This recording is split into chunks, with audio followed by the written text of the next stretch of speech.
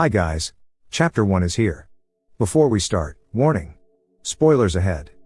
Today, I'm going to recap a 2019 Korean action crime movie, called The Gangster, The Cop, The Devil.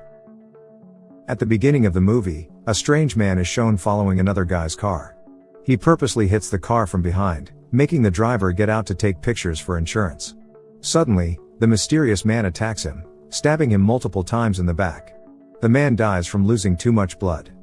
Tae-suk, a police officer, and his assistant are headed to the crime scene the following day to conduct an investigation. Tae-suk sees some gang members outside a slot machine business while traveling. He searches the area after deciding to confront them. Jang, a gangster boss who owns the store, promptly contacts Tae-suk's superior, whom he has bought off to avoid his dubious enterprise. Then, Tae-suk's supervisor gives him the order to go directly to the murder scene. Tae-suk believes the car may be linked to the murder after he discovers evidence of a collision at the location. The officers talk about the case back at the station. Since the victim's wallet is gone, they believe it was a heist gone awry. But Tae-suk disagrees. He thinks it's the work of a serial killer.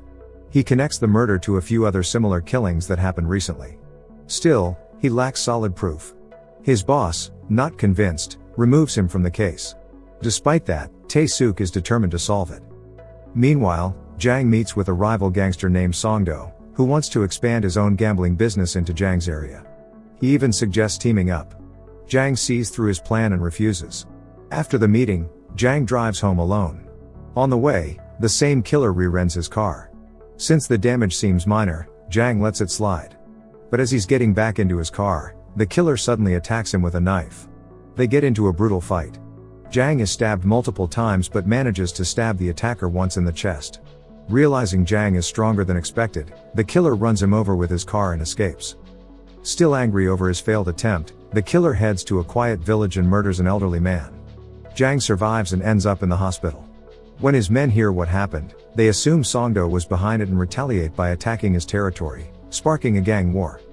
After regaining consciousness, Jang tells his crew that Songdo had nothing to do with it. He then instructs them to find the killer's car. When Tae-suk hears about the attack, he visits Jang in the hospital to ask questions. But Jang turns him down. He wants to handle it on his own and get revenge personally. In support of his theory that they are dealing with a serial killer, Tae-suk later discovers Jang's damaged car and observes that it has the same type of damage as the first victim's vehicle.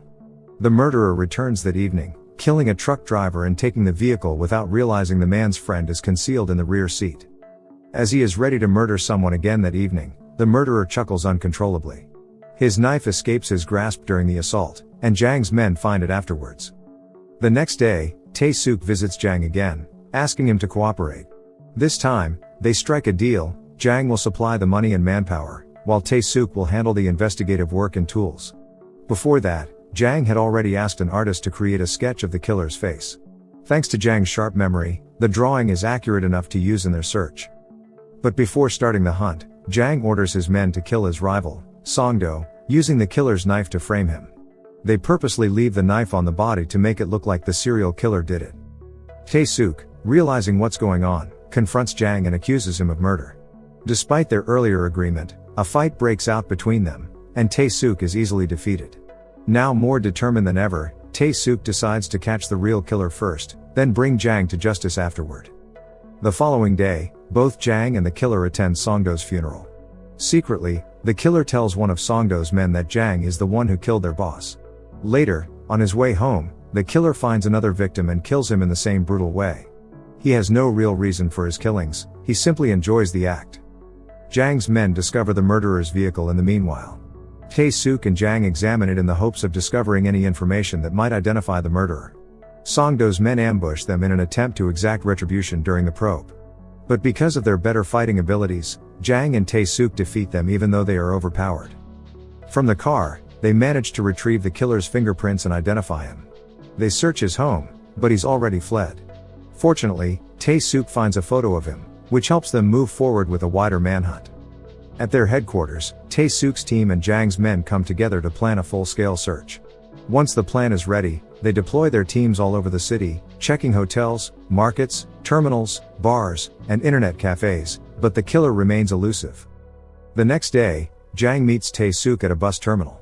While they're resting, they talk to a high school girl. Not long after, they find out she's been killed by the same murderer. This gives them a new lead. He must be targeting bus passengers. Using this clue, they finally track down the killer's house. But the killer realizes he's been found and escapes by car. This sparks a high-speed chase involving both the police and gangsters. Eventually, Tae-suk and Jang corner him and crash his vehicle, but the killer escapes again, killing one of Jang's men during the process. Jang follows a trail of blood to a karaoke bar. He barges in and finds the killer, pins him to the ground, and starts beating him.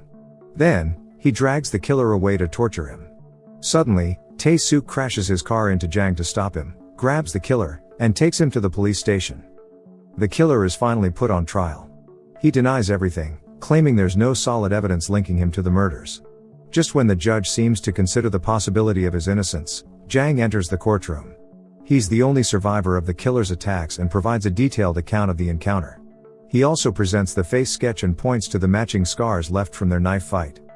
With all this undeniable evidence, the court sentences the killer to death. However, Jang is also arrested for his criminal activities. It turns out he agreed to surrender, but only on the condition that he be sent to the same prison as the killer. In the end, Tae-suk and his team are promoted for solving the serial killings. Jang enters the prison smiling, ready to finally take his revenge. Subscribe to watch more videos like this, turn on notifications, and leave a like and comment to help the channel out. Thank you for watching, and see you next time.